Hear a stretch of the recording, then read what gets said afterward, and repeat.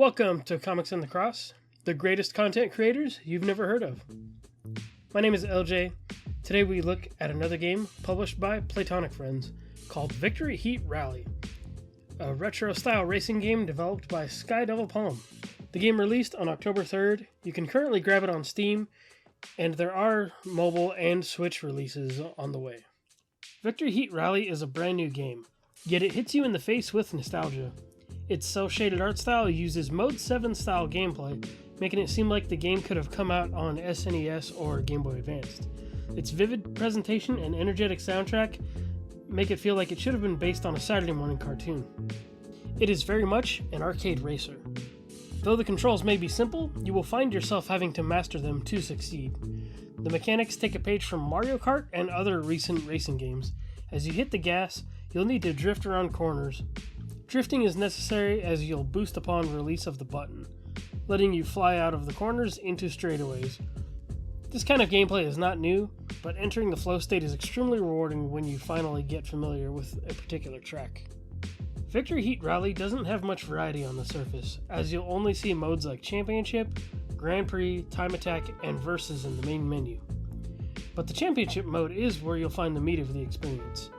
You compete in standard races, timed rally runs, and take on bonus challenges that'll test your skills. My favorite activity in this mode is the rival races, where you must race against a character to unlock them. Staying ahead of the opponent depletes a fighting game-like life bar. Getting that to 0 nets you the win. It takes me back to the time when it was a treat to unlock new content instead of paying for it in DLC like we do nowadays. You have a handful of racers to choose from at first. Each has stats and excels in some that others might be weak in. You can customize those stats further with different parts. Think Mario Kart, though you can get a proper visual of the changes that you're making. As I progressed through each area in the Championship mode, I was impressed with the variety of tracks that I was tearing through.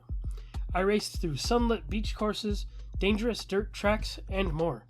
The one I enjoyed most took place on a course called Waku Land that had me racing on a roller coaster with very tight turns that I had to master if I wanted to see first place. The amount of tracks the game has to offer ultimately keeps things from getting stale. The other modes are unfortunately fairly standard for the genre, and you will need to play through Championship to unlock a lot of the tracks and cups that you could simply just pick up and play. And I didn't get a chance to try any of the multiplayer options, which are strictly local. But I have to imagine that grabbing a few friends or relatives for a few races would be a blast.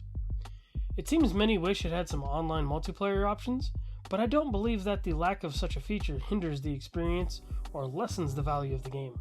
It just isn't necessary. I found myself having to hit the retry button a dozen plus times. It took me time to get a feel for every track that I encountered, but the feeling of doing so was extremely rewarding. I don't usually find myself entering a flow state in racing games, especially unlike I did in this one. There's nothing like taking corners as if you were a straight professional while boosting through each track, accompanied by the screams and crash sounds of any opponents I might have knocked off screen.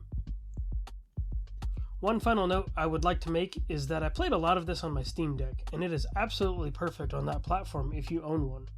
So I think this would be a great addition to your Nintendo Switch library as well when that eventually comes out. Victory Heat Rally is a high-quality video game from top to bottom, in presentation and gameplay. It sits among the best in the category of indie racing games. My final score is a 9 out of 10, only because there are features I have yet to try, such as the multiplayer, and a few of the other modes are fairly standard. Thanks for checking out this review. Please give this video a like if you enjoyed it, and subscribe to the channel for more Comics on the Cross gaming content.